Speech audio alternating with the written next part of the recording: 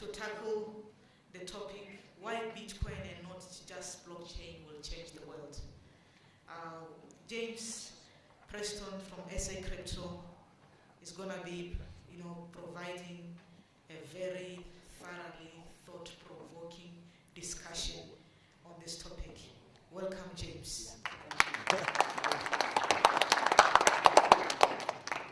Thank you, Bitcoin lady. That is one of the best Twitter handles out there, right? So, how's everyone? I hope you're not too tired. As mentioned yesterday, this is kind of the graveyard shift. I'm just going to be upfront with you. I'm not going to allow you to ask questions, because when I get talking about things that I'm passionate about, I can go on forever. So I need all the time I can get, okay? And I love Twitter, so engage with me on Twitter. I'd love to answer any of your questions on Twitter, after the session, on email. Let's do that. All right. I want you to think about you, yourself, who you are. Think about what you're insecure about. What makes you nervous? What makes you anxious? We all have insecurities, right? We all have something. There's that one thing that really just we're insecure about. You know what that one thing is for me? I know you're going to laugh. It's my baby face. And the reality is, I love to wear. Last night we hung out with a couple of friends of mine from SA Crypto, and we hung out, and I just love to hang out in my jeans and my t-shirt and my sneakers. But the reality is, you get up on stage and no one knows who you are, you kind of got to look the part, right? You have to build rapport, you have to build trust. And that, in essence, is what crypto is all about. Crypto is all about trust. The reality is, we can't actually trust each other, because in person it's all subjective. You could say, oh, I trust James, but then the next person could say, I actually don't trust James. Whose opinion is right? Which is why we need mathematics. We need code, because you can't mess with the laws of the universe. You can't mess with mathematics. And that's what crypto is all about. And I find it so interesting and intriguing, the space where it's all about trust, and yet people are getting scammed left, right, and center. It's an incredible thing. But that's because it's so new, it's so fresh. So, who am I? Who is this guy, James Preston, who's insecure about his baby face?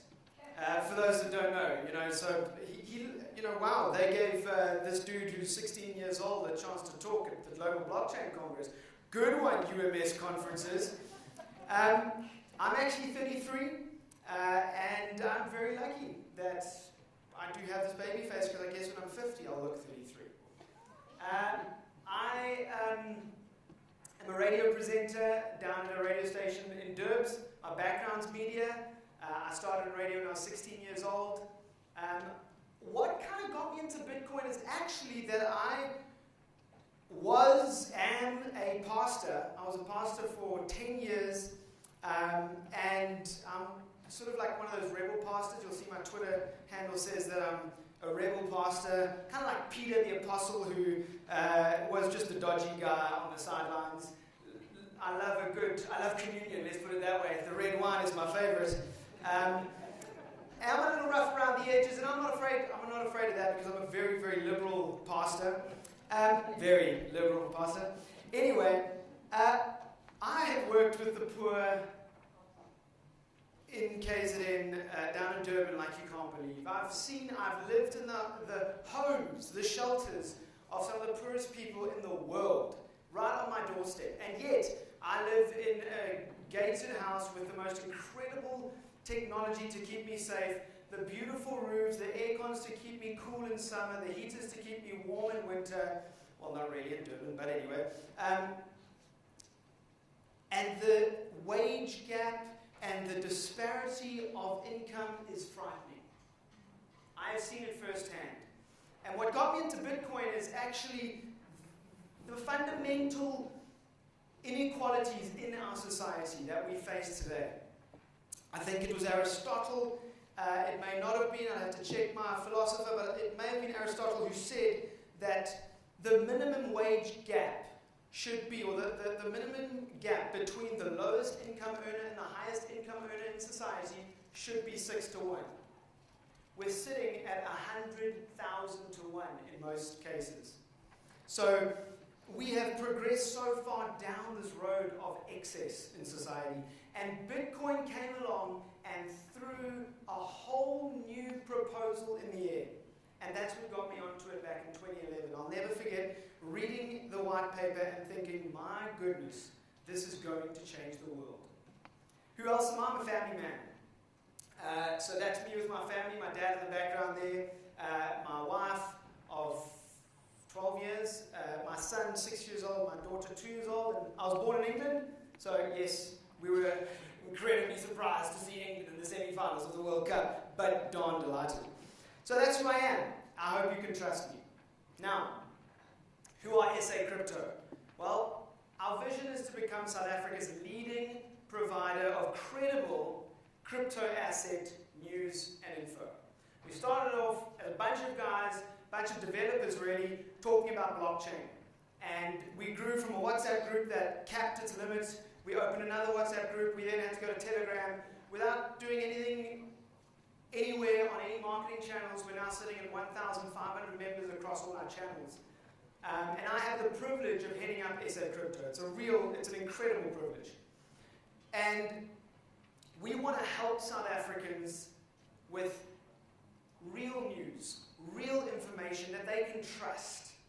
Because the reality is, how do you trust people that are being paid by organizations to write how good a token is, and then you realize that they were just putting on a show because of how much money they got from that organization? And you'll see our vision lists crypto assets not for any other reason, but because most tokens aren't actually currencies, they're assets. And of course, they're cryptographically based, they are encrypted, they're based on the blockchain. So that's who SA Crypto is. Now let's get into my talk. Why Bitcoin and not just blockchain is going to change the world? I honestly believe it is going to change the world as we know it. In all honesty, I'm not a cypherpunk, but I really love the cypherpunk movement and what they stand for and what they do. And I believe in regulation, but I also believe that we are on the verge of a massive, massive shift in society. I'm just going to grab some water, don't mind me. Too much red wine last night. So why is Bitcoin and not just blockchain? Because you often hear it. People love to throw that one in there. I'm not interested in Bitcoin. Blockchain is what I'm interested in. Let's talk about this. Well, first of all, Bitcoin is the first of its kind protocol. Let's not forget that. Bitcoin invented blockchain. Secondly, its creators, and team remain anonymous. The ideology, and I loved what Ricardo mentioned yesterday, the ideology attracts the world's top minds to improve and build on it for no remuneration. It's literally one of the biggest shifts and catalysts for change in society, and people are building on it day in, day out, and they're not getting anything in return. And fourthly, it's the primary access to the crypto asset markets. We have a number of exchanges represented here at this Congress, and to get to those crypto assets, you need to buy them with Bitcoin in most cases, across approximately 190 exchanges. So let's go through this and let's break that down very quickly. So we'll talk about the ideology firstly. Let's talk about Satoshi's white paper and the revolutionary ideas that it contains. So it contains ideas about a decentralized, okay, so you guys know this, but follow with me. A decentralized peer-to-peer internet transactions with a deflationary currency on an immutable open ledger. The author remains anonymous. The author does not copyright the information and ideas proposed. Now I want you to think about those 7 points about Bitcoin and think about society today. Every single one of those 7 points go against the essence of modern society. Decentralized. Everything you do has to go through a central point. When I got my Uber to the hotel today, Uber servers, I have to go through Uber. There are CEOs and people in control of how Uber hires its drivers, what cars they drive, etc., etc. The taxis on South Africa's roads have taxi associations. We could list anything and everything. It's all centralized. Here, we have something truly decentralized. It's directly peer-to-peer. When I give you a 100 Rand note for being an amazing person, that 100 Rand note has come from a central authority. But if we go back 1,000 years and I give you a piece of gold that I dug up, that's truly peer-to-peer, from one person to another. Bitcoin takes us back to original transactions. They're internet-based. This is what Bitcoin was trying to accomplish. Let's get true internet exchange happening. Because we've built this incredible protocol called the internet, but how are we exchanging? So we're exchanging information, but how are we exchanging value across the internet? It's a deflationary currency. Now that blows every capitalist mind. Because we're all about inflation. We're all about growth, growth, growth. But Bitcoin is a deflationary currency. There's only so much to go around, which means price goes up. Think about it. What happens if your company didn't grow year on year on year? What's going to happen to planet Earth? Why do we have to keep growing year on year on year? Surely we can all get to a point where we're earning enough and that'll just be the level we need to remain at? And of course, the big one for me is it's an immutable open ledger. The transactions stay open for anyone to see, and you can't change that ledger.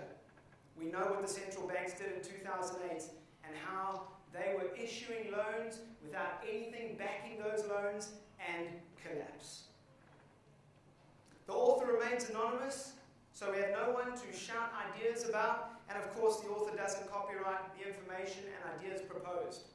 You know, copyright came along to society back in the 1500s under King Henry VIII in England, when music shops, after the invention of the printing press, music shops were printing music, and they were then using this music to teach various students the piano and all the various instruments. And they were using Bach's music, Beethoven's music, and all these old, incredible classical musicians, etc., etc. And in the 1500s, King Henry VIII was getting complaints from these music shops because the printing press had come along and now was copying the music so anyone could learn. And the complaints reached the king with a couple of friendly in-ear conversations, and the king issued a decree and said only music printed in this printing house with this stamp is legal in the land. And that is how copyright law started.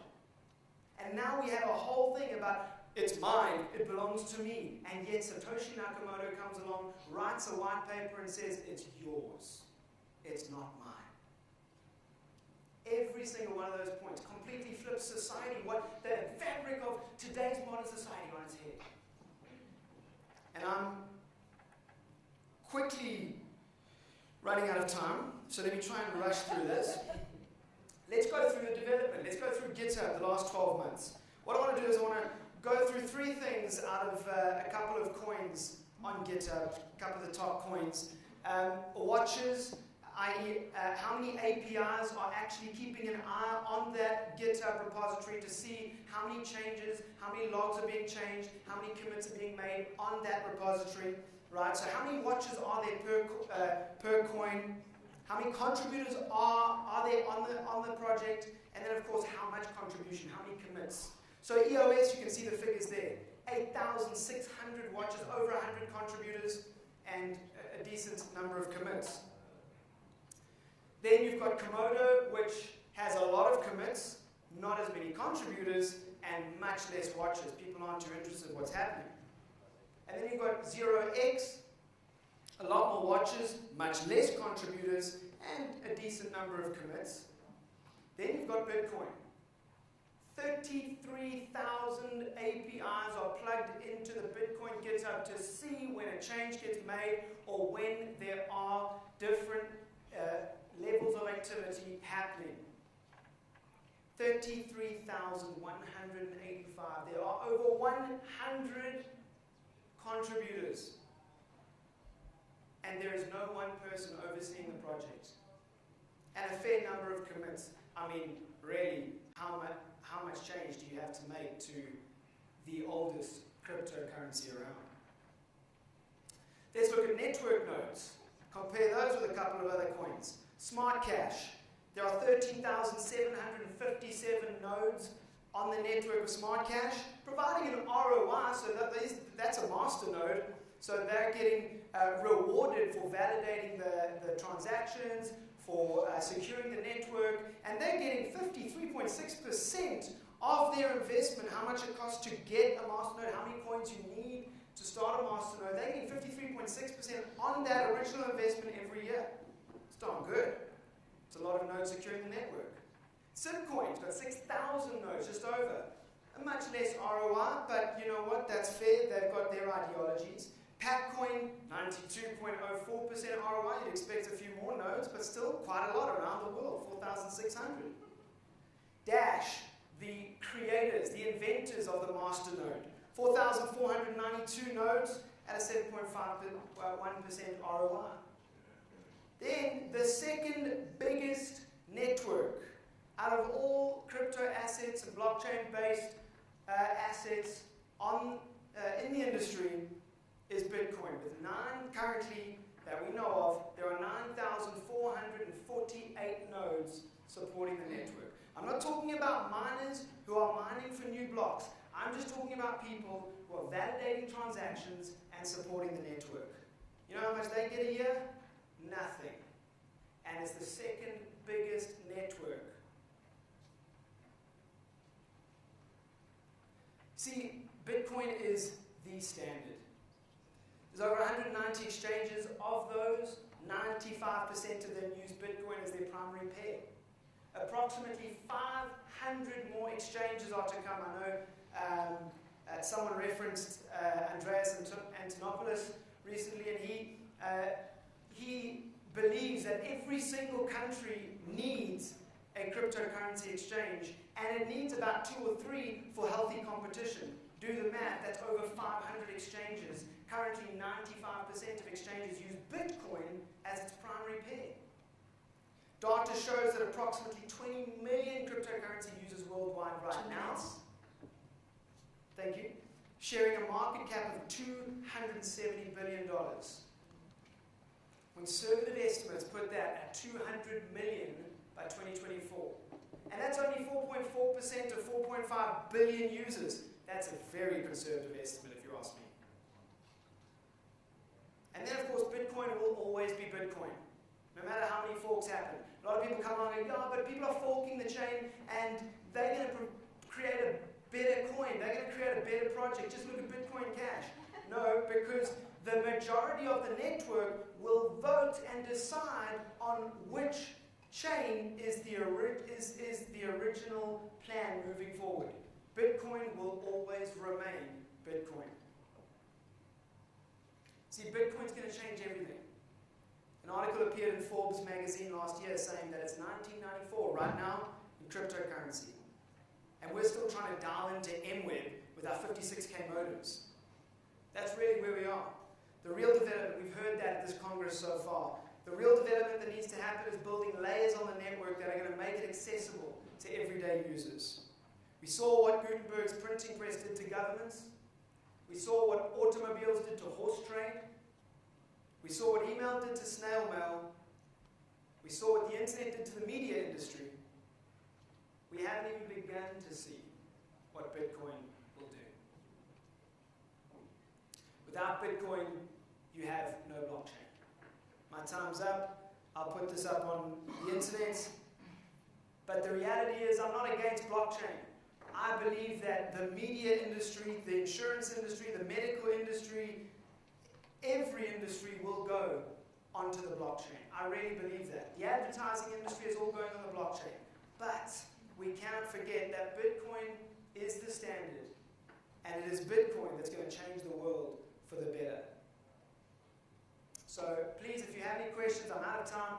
Please won't you get in touch with me on Twitter, get in touch with us at SA Crypto. We're just a community of guys who want to help people learn more about the digital assets and blockchain markets. Thank you very much.